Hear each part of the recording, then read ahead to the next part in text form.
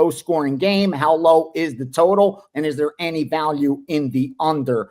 Has been the setup historically. Now, personally, I have not taken a position on this game. Bet on it for college football, 33-11 so far this year, about 75%. I'll take it. Currently number one in college football over at WagerTalk. So make sure you don't miss out on the bowl season. That's where the money's really at. And luckily, we're free rolling. With that said, Navy's had a great season, winning 9 of 11 games, but they just haven't made anybody any money unless you've been fading them. In fact, they're 4-7 ATS.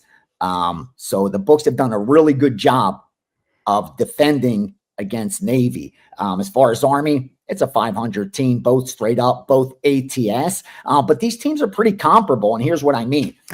As far as my power ratings go, I have Navy ahead of Army by only a couple slots. Both are in the 70s, okay, as far as power rating goes. So there's not too many teams either would be favored over. Now, you have offense versus defense. One team's the better offense, one team's the better defense. Army has a horrific offense. They're ranked over the 100th mark. So there's 100 teams in college football with a more efficient offense, all right?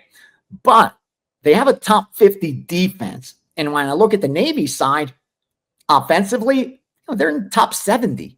Defensively, not even top 80. So statistically, both these teams are really, really bad.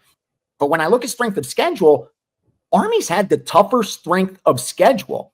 So putting it all together, data-wise, there's not all that much that separates these two, except for their straight-up record. And some of that has to do with strength of schedule.